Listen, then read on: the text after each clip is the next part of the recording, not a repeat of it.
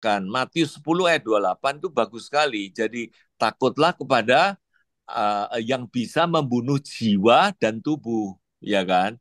Jadi berarti jiwa sama tubuh, jiwa itu yang menentukan kemana. Ikut ke kebinasaannya tubuh Ya. atau jiwa ini ikut ke kekekalannya roh.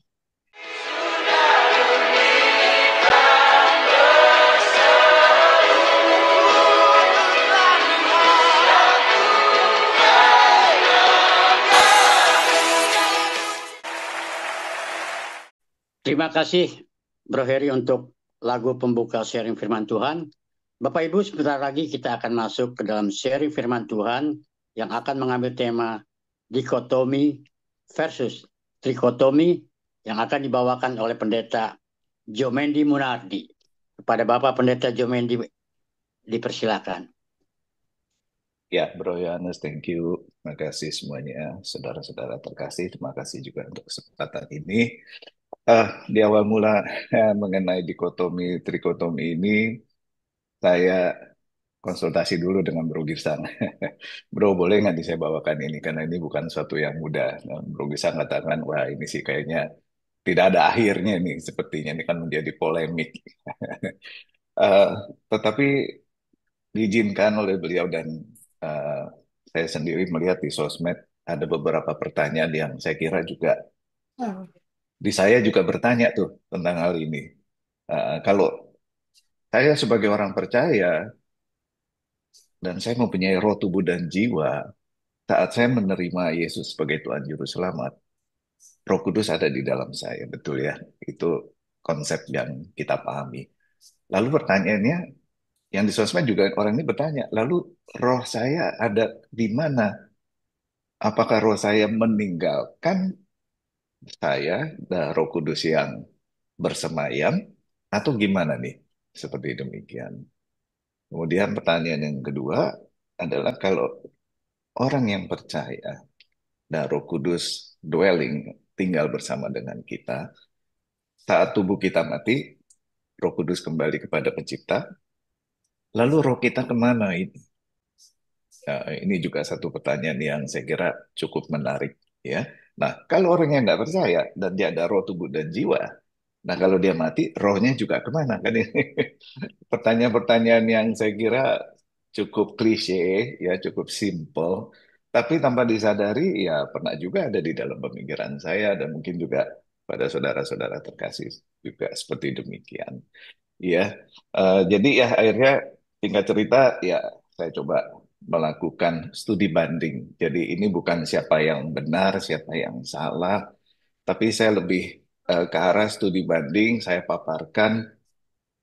eh, Kemudian di akhir tentu saya harus memberikan konklusi berdasarkan temuan ya, ya walaupun tentu mungkin tidak semua yang sepakat dengan saya. Itulah kita ada ruang untuk Q&A, di mana Q&A ini saya inginnya bukan ya bukan benar atau salah, tapi kita lebih berdiskusi dengan bahan-bahan yang ada, yang mungkin saudara-saudara miliki, dan coba yuk kita bahas. Kemudian kita juga diberikan pengertian ya seperti apa, dan dengan itu kalau memang itu menjadi sesuatu yang harus saya koreksi dalam konklusi saya ini, itu menjadi catatan buat saya untuk disempurnakan presentasi ini sehingga bisa lebih tepat kalau saya boleh katakan itu. Ya, oke. Tanpa berlama-lama saya akan mulai. Izin untuk share screen ya. Ya, dikotomi versus trikotomi. Oke. Filosofinya. Oke, kita akan bahas dulu apa sih dikotomi, apa sih trikotomi. Dikotomi itu adalah diri manusia itu hanya terdiri dari dua aspek atau dua bagian, yaitu jiwa dan roh yang menjadi satu kesatuan yang bersifat rohani dan tubuh yang bersifat jasmani. Ya, dan kalau trikotomi, manusia terdiri dari roh, tubuh, dan jiwa. Roh memiliki kuasa, baik bisa baik maupun jahat, bekerja di hati manusia, terlihat dari cerminan hati manusia. Jiwa bersifat psikis dan memiliki hubungan dengan tubuh secara biologis. Ya, jadi kalau tubuh kita sakit, jiwa kita pun sakit seperti demikian. Ya, kita akan bahas dulu ayat-ayat yang menjadi pegangan filosofi dari dikotomi. Oke. Ya, yang pertama, Matius 10 ayat 28. Dan janganlah kamu takut kepada mereka yang dapat membunuh tubuh, tetapi tidak berkuasa membunuh jiwa. Ya, takutlah kepada yang bisa membunuh keduanya, seperti demikian. Nah, saya membawakan dalam bahasa Inggris karena terkadang di Alkitab itu dalam bahasa Indonesia tidak apa ya, tidak cukup detail gitu ya, saya katakan, sehingga kita bisa lebih tepat menangkap artinya. Nah, dalam bahasa Inggris dikatakan kill the body but cannot kill the soul. Ya, soul itu adalah jiwa. Ya, soul itu adalah life. Ya, nah, saya coba lagi mencari karena ini kitab apa Matius ini ada di Perjanjian Baru, itu dalam bahasa Yunani terjemahannya itu siken ya. Siken atau apa ini bacanya, ini saya nggak bisa bahasa Yunani soalnya. Tapi artinya jiwa, soul itu life. Jadi di sini di Matius 10:28 argumentasi dikotomi itu tidak disebutkan roh. Kalau memang manusia ada roh dikatakan kenapa rohnya nggak mati kan gitu. Seperti demikian. Ya, oke, kita lanjut dulu ya. Kemudian di 1 Petrus 1 ayat 9, karena kamu telah mencapai tujuan imanmu, yaitu keselamatan jiwamu. Yang diselamatkan adalah jiwa. Ya, bahasa Inggrisnya juga demikian, souls. Di sini sekali lagi kata sikon, ya, artinya sebenarnya sama tergantung penggunaannya di mana ada sikon, ada sikon seperti demikian. Ya, nah jadi di sini juga dikatakan bahwa yang diselamatkan itu adalah jiwa, seperti itu, bukan roh. Ya, nah, di Kejadian 27, ketika itulah Tuhan Allah membentuk manusia itu dari debu dan tanah, itu yang membentuk tubuh kita, dan mengembuskan nafas hidup ke dalam hidungnya. Demikianlah manusia itu menjadi makhluk yang hidup. Jadi ada dua unsur kalau kita baca di sini. Ya, kalau bahasa Inggrisnya soil of the ground sebagai debu tanah dan breath of life. Dan bahasa Yunaninya yaitu breath itu nismat atau nafas atau roh, hayim itu adalah life, breath of life, jadi makhluk hidup. Jadi setelah dihembuskan ya nafas hidup itu, manusia itu yang awalnya dari debu dan tanah memperoleh menjadi life living being, makhluk yang hidup. Demikian. Nah, di sini sekali lagi dikatakan hanya ada dua unsur, tubuh dan nafasnya Tuhan itu sendiri. Kita lanjut. Pengkhotbah 12 ayat 7. Dan debu kembali menjadi tanah seperti semula dan roh kembali kepada Allah yang mengaruniakannya. Di sini bahasa Inggrisnya dust sebagai debu dan life of breath. Ya, life of breath siapa yang memberikan? Ya tentu itu Tuhan sendiri yang memberikan. Ya, itu kembali kepada Tuhan. Jadi di sini kita lihat lagi ada dua unsur, tidak dibahas tentang roh manusia itu sendiri. Okay. 1 Korintus 5, orang itu harus kita serahkan kita serahkan dalam nama Tuhan Yesus kepada iblis sehingga binasa tubuhnya agar rohnya diselamatkan pada hari Tuhan. Ya, nah di sini dikatakan spirit sama flesh ya dalam bahasa Inggris, tapi tidak disebutkan soul.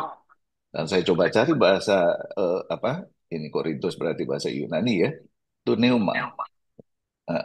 Artinya adalah spirit. So, nah di sini disebutkan dua lagi. Ya, tidak disebutkan jiwanya, tapi spiritnya disebutkan. Tidak disebutkan soulnya, ya, tapi spirit. Seperti itu. Jadi ada dua hak, ada dua unsur pada manusia kalau kita membaca dari 1 Korintus 5:5 ini. Di Roma 8:10. Tetapi jika Kristus ada di dalam kamu, maka tubuh memang mati karena dosa, tetapi roh adalah kehidupan oleh karena kebenaran. Ya, nah, di sini juga sekali lagi, ya kan, tubuh dan roh. Ya, di 2 Korintus 7:1, saudara terkasih, marilah kita menyucikan diri kita dari semua pencemaran jasmani dan rohani. Dua lagi, seperti itu. Ya, oke kita lanjut. Yakobus 2:26. Sebab seperti tubuh tanpa roh adalah mati. Ya, tidak dikatakan tubuh tanpa jiwa dan roh adalah mati. Ya, nah ini sekali lagi ini adalah ayat-ayat menjadi pegangan dari dikotomi. Saudara kasih jujur waktu saya mempersiapkan ini, saya mempersiapkan bahan-bahan atau mencari atau riset tentang dikotomi dan juga tentang trikotomi. Saya juga terombang-ambing jujur. Sepertinya dikotomi kayaknya lebih make sense lah ya kalau saya kira. Tapi kemudian setelah baca trikotomi, kayaknya trikotomi lebih make sense lah. Jadi sekali lagi ini bukan sesuatu yang mudah benar seperti Bro Girsang katakan. Dan tentu saya berharap nanti diskusi kita nanti akan menjadi menarik. Karena saya juga percaya saudara-saudara terkasih juga pasti akan ada yang dikotomi, ada yang trikotomi, dan kita sangat open untuk berdiskusi tentang hal itu. Dan mudah-mudahan dengan ayat-ayat yang dilampirkan atau disampaikan dalam diskusi tersebut akan memperlengkapi ya pembenaran studi banding ini seperti demikian. Ya, oke, kita lanjut. Ini argumentasi dikotomi, ya kan? Nah, pertama, mengapa hanya disebutkan tubuh dan jiwa di Matius 10:28? Mengapa roh tidak disebutkan seperti yang tadi saya sampaikan? Ya, di Korintus 5:5 tidak disebutkan jiwanya diselamatkan. Nah, ini demikian pula di Roma 8 dan sebagainya ini. Ya, jadi hanya ada dua yang disampaikan di dalam ayat-ayat tersebut. Ya, dua unsur. Saat manusia diciptakan, Allah mengembuskan nafas roh kehidupan. Tidak disebutkan manusia memiliki roh. Uh, Nah, ini sekali lagi hanya dua unsur.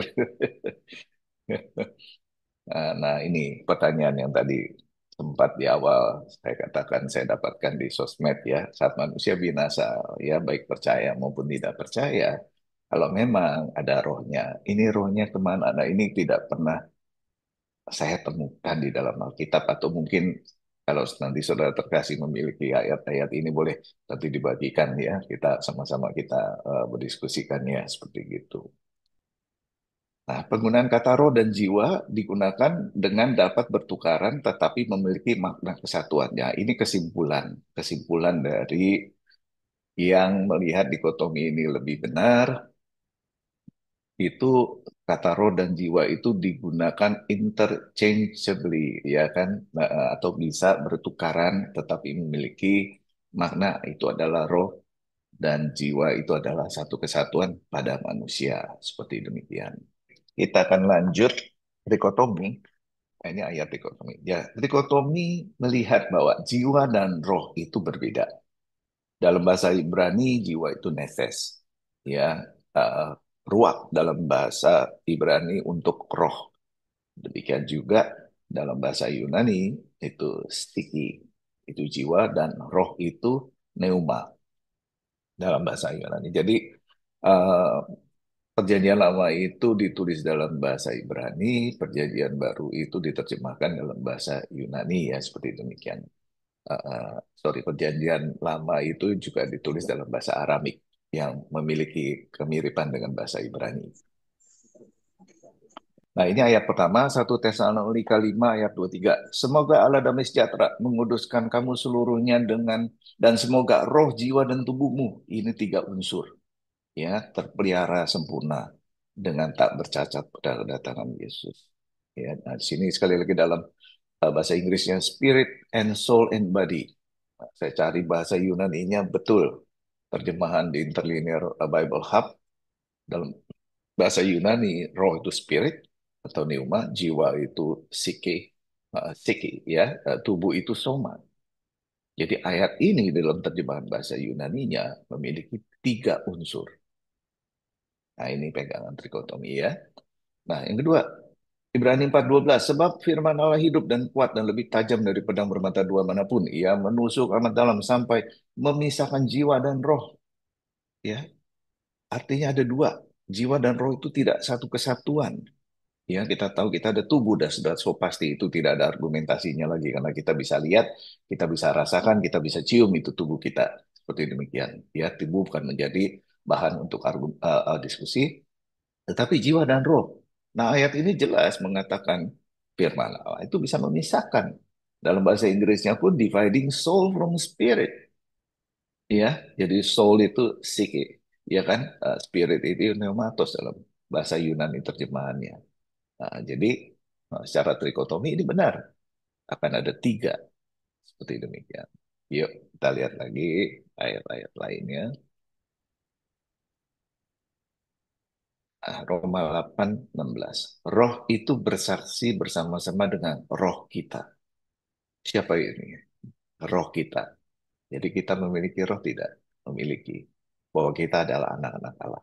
Ya, di bahasa Inggrisnya the spirit, spiritnya S huruf besar. Ya, berarti ini rohnya Tuhan. Ya, bersaksi untuk our spirit. Ini berbicara tentang kita manusia. Ya, nah di sini spiritnya adalah pneumati. Ya, dari kata dasar pneuma, yaitu spirit. Nah, jadi jelas di sini bahwa manusia terdiri dari tiga unsur. Ya, nah inilah yang saya katakan. Saya mulai research ayat-ayat dikotomi saya juga terombang-ambing. Seperti apa? Tapi saya berusaha eh, untuk logika mungkin saya katakan seperti gitu ya. Nah, di Ayub 32 ayat 8. Tetapi roh yang di dalam manusia dan nafas yang maha kuasa. Nah, ini ada dua kan? Roh loh ya. Dan nafas yang maha kuasa. Dan artinya itu bersama-sama. Ya kan? Itulah yang memberi kepadanya pengertian. Jadi, but it is a spirit in people. Ya, roh di dalam manusia dan nafas dari yang maha kuasa. Ya, breath of the Almighty. Nah, di sini pun saya selidiki spiritnya apa sih? Bahasa Ibraninya, karena ini di Perjanjian Lama, itu artinya spirit itu adalah dalam terjemahan bahasa Ibrania itu adalah roh. Seperti demikian, bukan jiwa.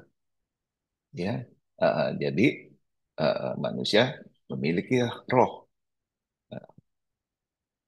Nah, di Lukas 8:55, maka kembalilah roh anak itu seketika itu juga dan ia bangkit berdiri. Lalu Yesus menyuruh mereka memberi anak itu makan. The spirit returned and she got up immediately. Then he told them to give us something to eat. Nah, di sini spiritnya pun pneuma, ya. Jadi manusia juga mempunyai roh. Kalau kita membaca ayat-ayat ini, selain jiwa ada roh, ada tubuh. Dan saat dia apa mati dia bangkit kembali ya kan. Itu dikatakan rohnya yang kembali kepada dia. Mm. Nah yang menarik adalah saat dia bangkit kembali, saat dia hidup lagi ya kan, yang pertama diberikan adalah sesuatu untuk makan. Ya, Tuhan Yesus bangun 3 hari kemudian ketemu dengan murid-muridnya yang dia tanya, ada nggak makanan nih? Kok ada persamaan ya seperti ini? Sebenarnya tujuannya apa? Uh, Tujuannya itu untuk menyatakan bahwa ini benar-benar hidup, ya, tubuhnya benar-benar hidup, dan dia tubuhnya perlu makan untuk membuktikan bahwa si anak ini hidup seperti demikian. Tapi kita tidak akan bahas itu, kita akan bahas tentang spirit, roh, tubuh, dan jiwa ya. Oke, kita lanjut. Nah, ini konklusi daripada argumentasi trikotomi ya. Apa yang menjadi dasar daripada trikotomi itu? Ya, nah tadi dikatakan ayat-ayat dilampirkan pada materi trikotomi itu jelas menyatakan manusia itu terdiri dari tiga bagian. Ada roh, ada jiwa, dan ada tubuh. Ya, oke. Jadi keduanya memiliki argumentasi ayat-ayat yang menarik yang tadi kita bahas. Nah, sepertinya inkonklusif ya. Sepertinya tidak ada konklusi tentang yang mana sih yang lebih benar gitu loh ya kan. Uh, uh, yang mana sih yang bisa istilahnya kita pegang gitu ya kan. Nah, ini saya coba menarik kesimpulan. Memang saya tidak mengatakan kesimpulan saya ini akan dibenarkan oleh semua orang. Eh, tapi ada beberapa hal yang saya titik beratkan atau saya tekankan yang eh, mengerucut kepada kesimpulan ini. Yang pertama, dikotomi memiliki argumentasi yang lebih kuat. Eh, ya, kita kembali ke.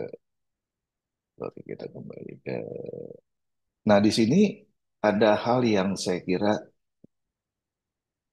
yang krusial, yang signifikan adalah saat manusia diciptakan Allah, saat diciptakan, Allah mengembuskan nafas roh kehidupan, tidak disebutkan manusia itu memiliki roh. Ini menurut saya sesuatu pegangan yang cukup kuat, satu argumentasi yang cukup kuat dari mereka yang percaya dengan dikotomi. Ya, dan kemudian jiwanya kok nggak dikatakan selamatkan, ya. Dan saya pernah bawakan eh, tentang diselamatkan itu apa sih sebenarnya? Nah, itu kan jiwa yang diselamatkan, awareness. Seorang diselamatkan itu jiwanya masih aware, dia ada bersama dengan Tuhan dan sebagainya dan sebagainya. Ya, nah orang yang ada di dalam neraka eh, eh, itu jiwanya memiliki yang bisa memiliki sakit, takut, menderita, panas dan sebagainya itu jiwa, bukan rohnya. Ya, nah di 1 Korintus 5:5 ini tidak disebutkan jiwanya diselamatkan. Nah ini argumentasi dari dikotomi yang saya kira cukup berlandasan, ya. Dan cukup memiliki satu hal yang signifikan sejak awal, ya, mulai saat manusia diciptakan. Nah, kemudian yang tidak pernah lagi yang saya temukan adalah kalau memang manusia memiliki roh setelah meninggal tubuhnya, kemana rohnya ini? Kenapa tidak dibahas di dalam Alkitab? Kalau memang itu ada seperti demikian, ya. Kalau memang dikotomi memiliki argumentasi yang lebih kuat, berarti di 1 Tesalonika 5:23 yang menjadi ayat yang dipegang oleh trikotomi untuk membuktikan roh, tubuh, dan jiwa. Nah, di sini saya membaca dan kesimpulan yang nggak mungkin roh, tubuh, dan jiwa kita bisa terpelihara dengan sempurna selain kita ada di dalam Kristus Yesus. Jadi roh Tuhan yang menyempurnakan, yang membenarkan kepada kita. Jadi roh kita ini tidak mungkin uh, yang dimaksudkan bisa terpelihara dengan sempurna seperti demikian. Karena berarti yang ada adalah roh dan jiwa itu adalah satu, dan roh Tuhanlah yang membuat seseorang itu sempurna di mata Tuhan. Kita tahu kita adalah bukan orang benar. Kita tahu kita adalah orang yang harusnya binasa. Kita bisa dibenarkan, bisa disempurnakan dalam tanda petik karena kita ada di dalam Kristus Yesus Tuhan. Ya, jadi roh kita tidak mempunyai role di dalam kesempurnaan tersebut, tapi roh Tuhan sendiri. Nah, dengan demikian, roh dan jiwa itu adalah satu dengan sendirinya. Ini kesimpulan yang saya coba tarik dari lalu di Ibrani 4 ayat 12, perumpamaan betapa dahsyatnya firman Tuhan. Yuk kita lihat sebentar ini. Ini menarik. Ibrani 4 ayat 12 ya. Nah, di sini memisahkan jiwa dan roh. Ini menjadi hal yang dipegang oleh trikotomi. Berarti ada jiwa, ada roh, dan ada tubuh. Ya, dan kemudian dilanjutkan dengan sendi-sendi dan sumsum. Saya coba pelajari. Apa sih sendi dan sumsum itu? Sumsum itu bagian di dalam tulang, ya. Nah, kalau bapak-bapak pernah makan soto sumsum atau sop sumsum itu kan diambil dari tulang, dipatahkan tulangnya keluarlah sumsumnya. Ya, jadi tulang dengan sumsum itu satu kesatuan. Tanpa sumsum tulang itu bukan tulang lagi namanya, ya, tidak berfungsi lagi. Nah, sendi-sendi saya pelajari ini joints dalam bahasa Inggrisnya, ya.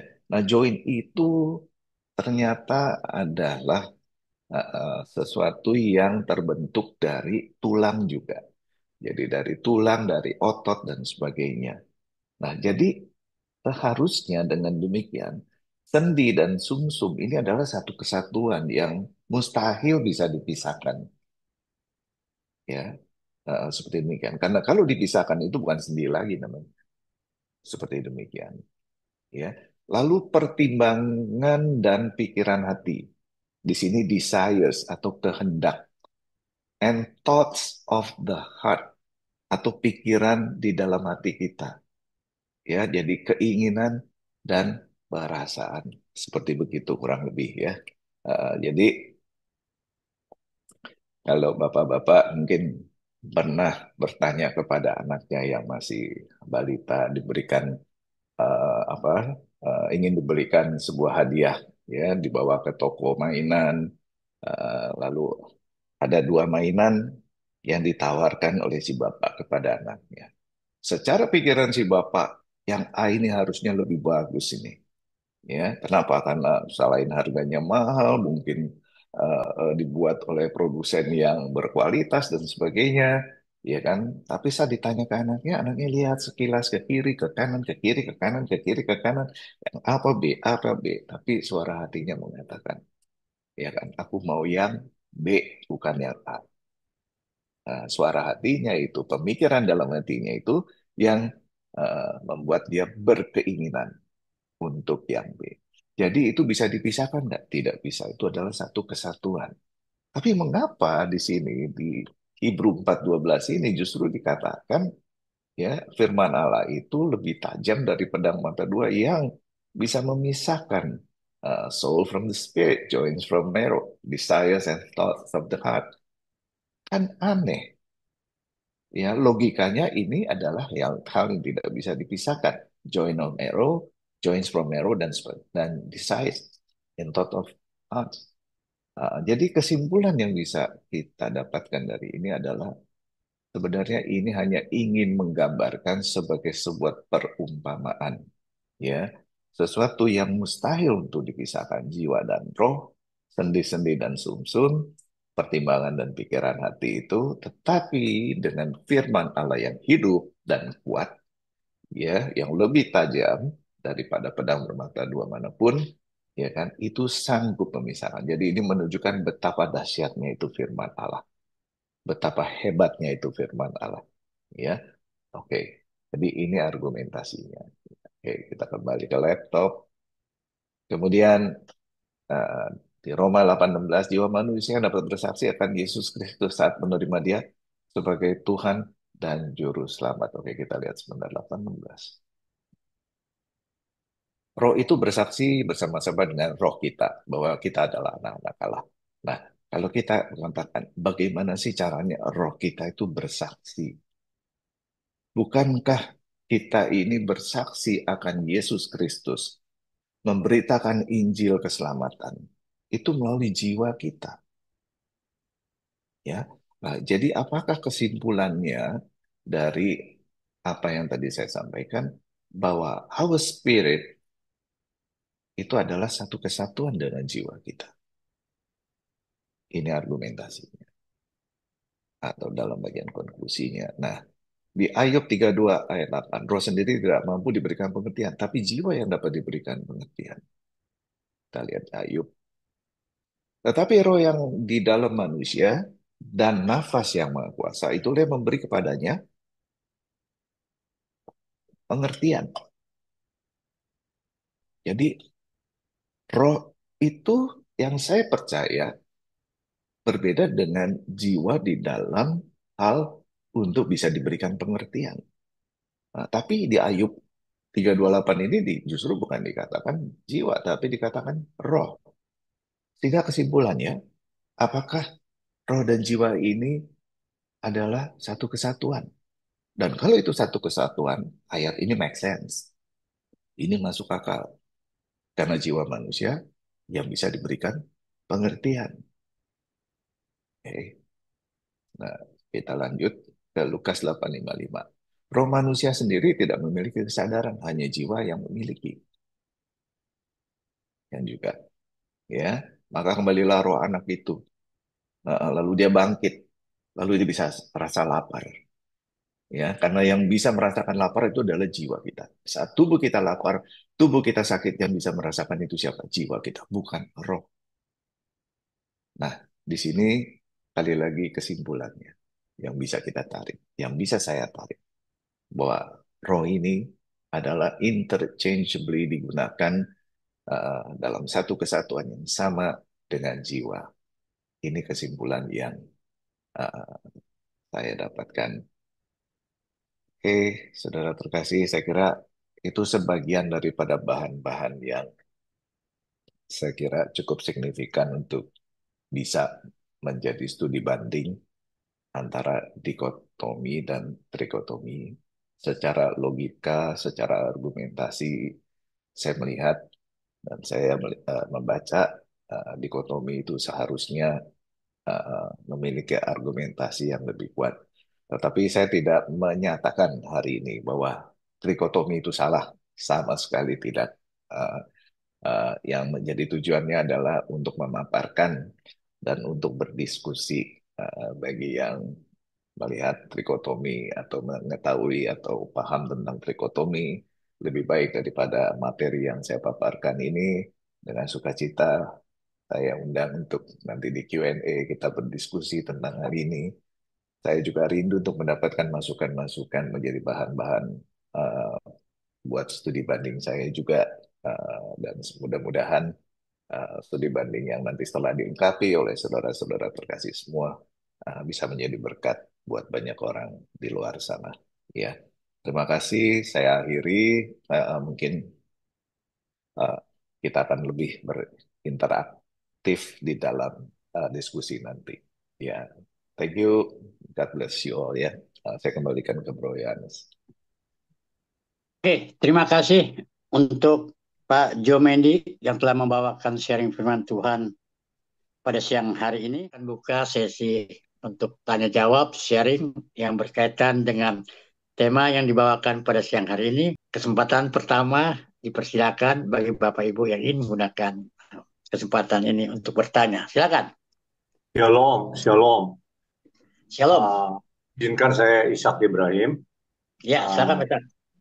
Terima kasih Pak Jo bahwa bahan-bahan ini adalah bahan dasar untuk kita godok, untuk kita perluas atau kita simpulkan bersama.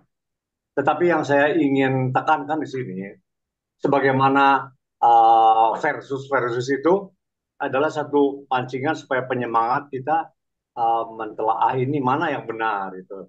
Tetapi tidak bertentangan, sebagaimana Calvinis dengan Arminian dari abad berapa sudah bertentangan. Tetapi kalau dibikin versus ini menjadikan sesuatu yang dilematik, ya, menjadi argumentatif, menjadi tesis atau skripsi yang keren gitu ya. Tetapi saya memandang setiap firman Tuhan itu adalah benar, tetapi berkaitan satu dengan yang lainnya. Dan juga firman Tuhan itu apa yang dimaksud dengan kata-kata. Kita melihat dari sejarah penciptaan, memang tubuh ini diberikan, ini pandangan saya, tubuh ini diberikan nafas Allah, ya, fenomena itu, lahirlah yang di bumi ini, namanya jiwa. Jiwa itu pikiran, perasaan, kehendak, kemauan manusia itu dia punya satu gerak tubuh yang hidup, tetapi tidak bertentangan dengan dikotomi atau trikotomi. Ini supaya keren aja. Tetapi tujuan Allah yaitu serupa dan segambar. Manusia itu serupa dan segambar. Jadi ada roh yang diberikan itu, tetapi pribadi itu kelihatan pada saat dia pakai tubuh. Secara jasmani di alam bumi ini, hidup ini. Tetapi sebenarnya Tuhan sudah memberikan itu, contohnya Pak Yohanes, ya itu kekal, sifatnya kekal. Dia mempunyai pribadi, rupa, dan gambar. Itu benang merahnya. Tetapi pada saat manusia berdosa, kehilangan atau gambar Allah itu kabur atau melenceng karena dosa dari tujuan semula, Yesus itu mengembalikan, Christ in you itu mengembalikan. Tetapi bukan berarti menjadi satu, tetapi akal budi kita tuh dibaharui, terus dibaharui supaya tidak melenceng, supaya disempurnakan pengenalan akan Kristus. Terus manusia baru itu bukan akan, tetapi telah diberikan. Dan yang lama sudah berlalu, manusia lama itu sudah harus kita tinggalkan, tetapi menjadi proses, menjadi satu dikotomi, dan trikotomi ini tidak bisa dipisahkan. Karena itu kan ilmu teologi atau doktrin. Kita kembali kepada firman Tuhan, tujuan Allah mengembalikan kita serupa dengan Kristus, yang gambaran daripada Bapa yang sebenarnya firman itu dia menciptakan kita. Rohnya ada pada kita. Nafas itu ada. Jiwa itu hanya satu gejala waktu kita hidup.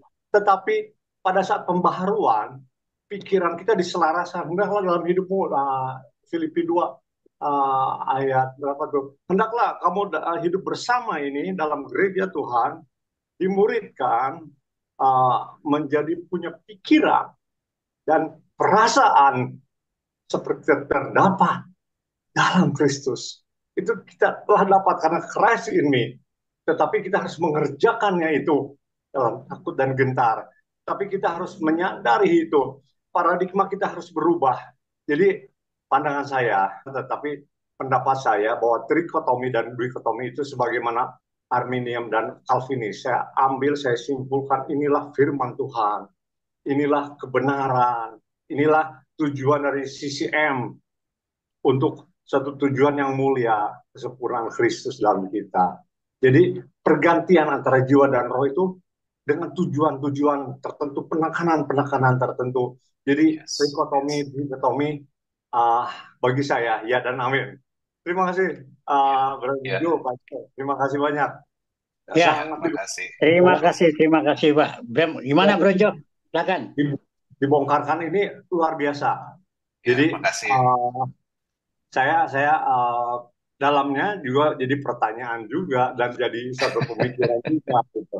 Jadi ketiga-tiganya, tapi maaf Jo. Tidak sama sekali tidak. Saya justru mau terima kasih Pak Ishak karena bikin telat sengaja untuk supaya ada pendapat lah, ada sumbangsi. Ya, makasih. Justru Pak Ishak ini yang saya percaya dipakai Tuhan untuk mengingatkan kepada saya bahwa ada hal yang tadi saya katakan saya buat kesimpulan, tapi saya tidak membuat akhir kata.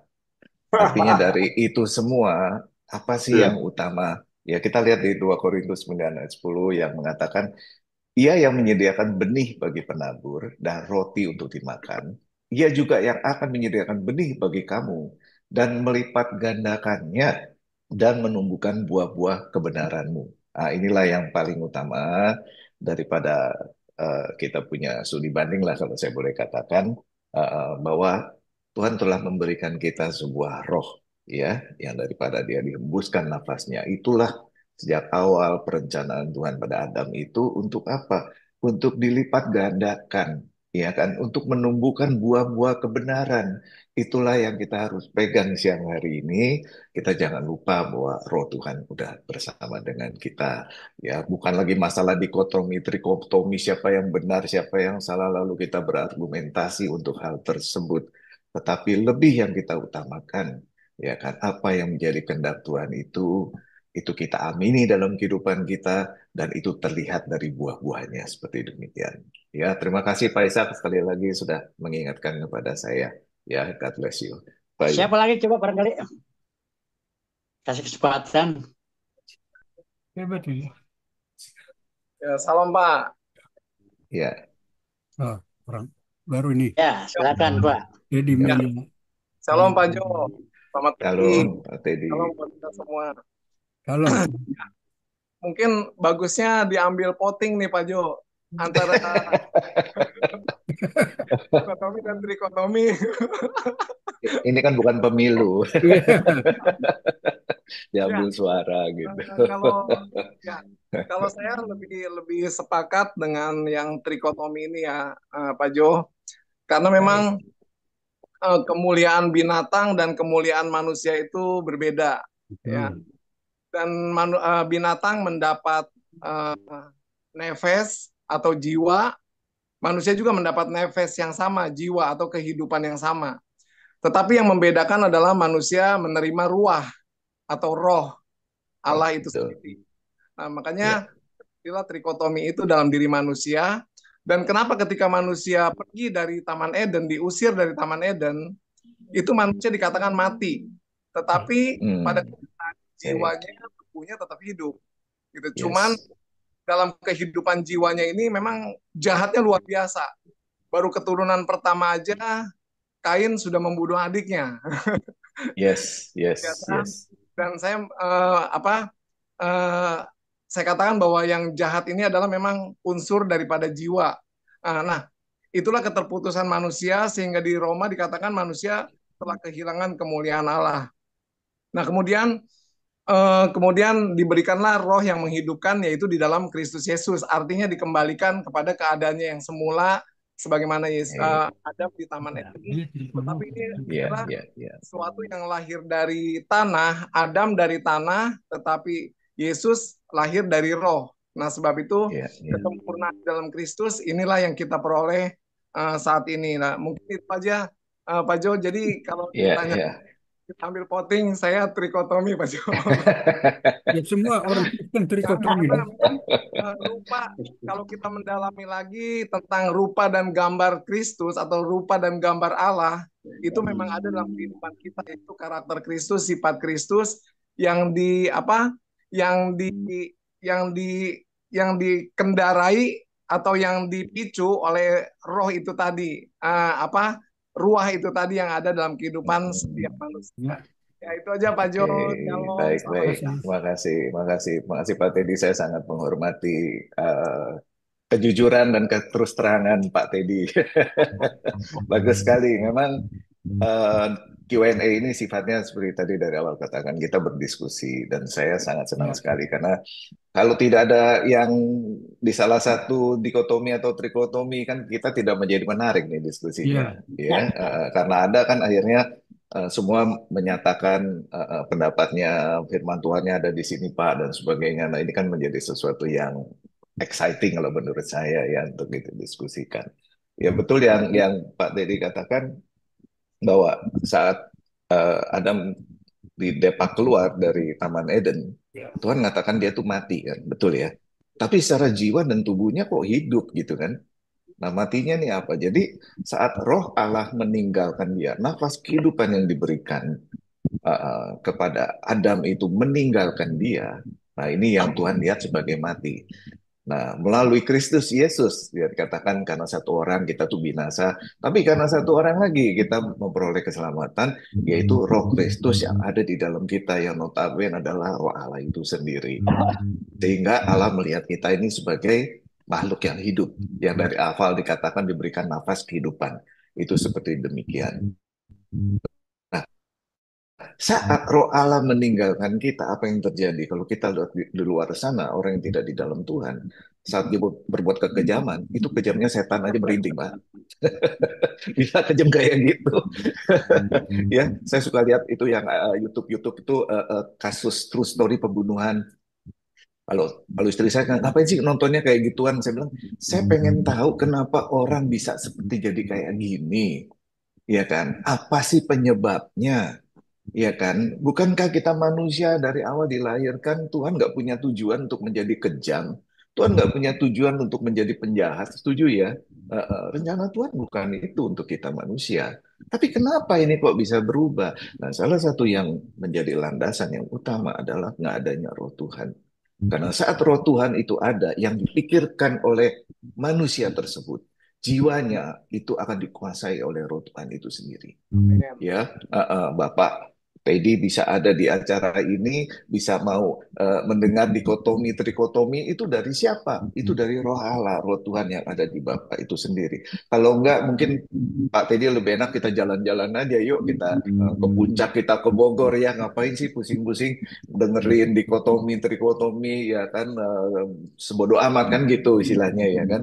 Kalau orang nggak ada roh Tuhan, saya percaya dia nggak akan tertarik dengan apa yang tadi dikatakan, bahwa pekerjaan-pekerjaan Tuhan, rencana Tuhan, kehendak Tuhan, bahkan ingin mengenal wajah Tuhan.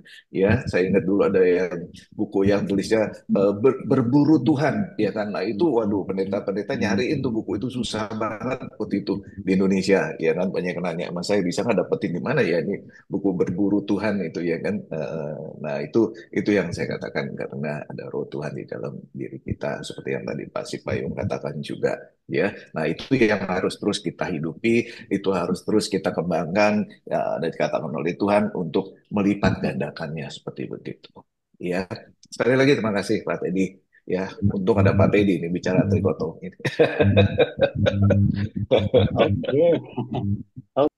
Pak WP duduk tadi mau tampil. Oh ya, Pak WP, silakan Pak WP. Ya, Bro Soalnya Pak WP Wilson, deh, silakan saya Bro. senyum-senyum aja nih. Ya, siang bro, siang teman-teman semua. Ya, siang. Ini memang keahlian Pak Jo mengambil topik yang cukup rame gitu ya. Rame. Puji Tuhan luar biasa. Gini, saya tidak tampil muka karena tadi katanya kok udah beda gimana. Ini komputer lagi rusak ini. Aduh, Iya iya. Bagus, saya kira Bro Jo comprehensively presentkan walaupun itu dasar-dasar dan bisa berkembang ke arah banyak hal. Saya kira baik, dasar-dasarnya sudah terpapar. Mungkin kalau saya hanya pick up my point ini again supaya kita saling ngisi, saling belajar ya, ya, bukan soal apa didebatkan gimana. betul. Tadi uraian-uraiannya itu mungkin kok perlu coba kita melihat ke kejadian ayat 6 ayat 3 bahwa my spirit is not forever stay in human gitu kan. Nah, itu karena human is daging gitu ya. Nah, ayat itu saya kira kok penting untuk di-highlight karena ayat itu menandakan perbedaan manusia sebelum Adam jatuh dalam dosa dan setelah Adam jatuh dalam dosa. Ya, Jadi disitulah declassified manusia itu manusia daging. Nah, ya, lalu kembali ke kejadian 2 ayat 7 itu hembusan nafas. Nah, ini juga salah satu key. Dulu saya pernah sharing, memang tidak telak-telak menyatakan itu roh gimana, tetapi di dalam banyak translation yang kita baca, hembusan nafas itu bernuansa paling tidak. Saya kira ini mungkin Brunenses juga pernah ngomong, yaitu menciptakan manusia yang bisa berkomunikasi dengan Tuhan, dengan Allah. Nah, ya, itu hembusan nafasnya itu artinya itu. Nah, another translation, sewaktu Tuhan Yesus sudah bangkit dan menemuin orang-orang dalam ruangan tertutup itu, terakhir dia katakan, terimalah hembusan nafasku, terimalah Roh Kudus. Nah, itu spesifik dia sudah mulai sebut Roh Kudus gitu ya. Karena memang itu sudah waktunya bagi saya nih, waktunya bahwa memang curahan Roh Kudus akan terjadi. Terima hembusan itu adalah khusus kepada beberapa disciple yang ada pada saat itu. ya, Setelah hari Pentakosta itulah curahan menyeluruh kemana-mana sampai sekarang ini, gitu ya. Nah, ini distinction-nya di situ. Nah, itu menjelaskan menurut saya yaitu berbagai seperti tadi Ayub yang dikatakan, ya kan, roh di dalam manusia.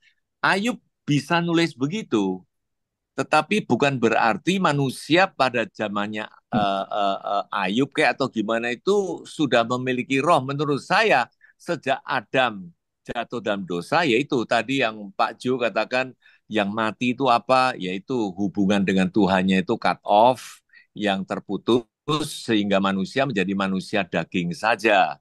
Nah, ya, walaupun Ayub mengatakan apa roh manusia, tapi itu sebetulnya refleksi bahwa kelengkapan manusia itu yaitu roh manusia memberikan pengertian. Nah, pengertian mungkin lebih ke refer ke pemahaman jiwa karena dengan kata dan itu berarti dua komponen. Is not one. Kalau sama berarti mestinya roh manusia atau jiwa atau pengertian. Kata-katanya mestinya gitu ya. Nah, kita kembali ke perjanjian baru yang sampai the very end 3 Yohanes tetap masih mengatakan roh, jiwa, dan tubuh supaya kita sehat baik untuk menantikan kedatangan Tuhan.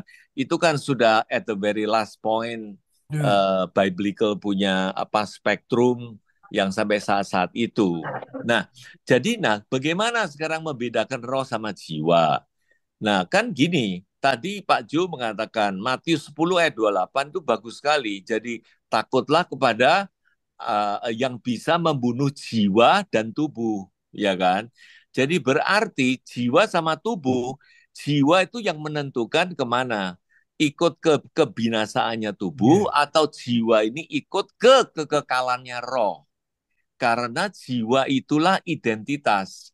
Jiwa itulah manusia ya namanya Pak Jo, Pak Teddy, Pak siapa Benny, Pak siapa. Itulah jiwa manusia ini. Tetapi setelah kita terima Tuhan Yesus di dalam 2 Korintus 1 ayat 22, itu kita dianugerahkan kasih karunia, diberikan roh yang menjadi jaminan. Nah, itulah yang disebut lahir kembali. Jadi akhirnya manusia itu dihidupkan kembali seperti awal rancangan Tuhan itu. Nah, makanya pakai kata-kata born again. Bukannya newborn apa gimana, tapi spesifiknya sebenarnya born again. Yaitu hidup kembali yaitu bersatu dalam dengan relasi dengan Tuhan melalui roh, yaitu Amin. pemberian anugerah roh itu yang seperti 2 Korintus 1 ayat 22, makanya kita sudah semua masuk ke dalam kekekalannya itu. Yes. Nah, mungkin kalau kita boleh cermati 2 Korintus ya, 2 Korintus berapa itu? 2 Korintus 5 ayat 16 itu yang yang dikatakan menjadi satu roh. Mungkin Pak Suwanda mungkin bisa teliti kalau Inggrisnya itu bukan menjadi satu. Roh kita adalah satu dengan Tuhan. Itu kata-kata sebetulnya itu gitu, mungkin coba bisa dilihat, bukannya menjadi satu. Jadi artinya memang kita karena udah diberikan roh itu ya tentunya satu dengan Tuhan gitu kan. Nah, kenapa jiwa ini penting? Karena memang jiwa inilah yang battleground-nya itu. Manusia punya battleground ini kan semua di jiwa karena kehendaknya bisa gini, bisa gitu, yang selalu perlu dibersihkan, perlu dikuatkan, perlu ditata lebih baik sampai kekekalannya itu, ya itu jiwa kita ini. Makanya 1 Petrus 1 ayat 9 tuh memang ini yang menentukan tuh jiwa, karena roh itu sudah diberikan sudah sebagai penurut yang sudah oke aja, cuman jiwa ini yang jangan sampai nanti bagaimana ini itu terus yang Pak Girsang yang pernah sharingkan murtad dan sebagainya itu gitu kan. Nah, makanya dengan itulah pengkhotbah mengatakan tidak ada bedanya. Saya sering merenungkan ini, bukankah pengkhotbah ini memang hikmat yang Tuhan berikan kepada Salomo, tapi itu zamannya sebelum Tuhan Yesus ada, ya kan? Nah, makanya pengkhotbah banyak mengatakan sia-sialah, sia-sialah. Jangan lupa, selalu kata-kata sia-sia itu di bawah matahari, yaitu di bawah hidup secara daging di bumi ini, di bawah matahari. Tetapi sewaktu Tuhan Yesus lahir, itu dimensinya sudah berubah, sudah menjadi kekal, sudah dimensi roh yang tak terbatas, sudah di atas matahari. Nah, makanya perlu mungkin kita melihat ayat demi ayat dari itu, yang mana waktu pengkhotbah mengatakan kita nggak ada beda dengan binatang, tetapi dengan roh kehidupan itu masuk, diberikan anugerah kepada manusia, kita then is become different. Terima kasih saudaraku, sampai jumpa pada video berikutnya.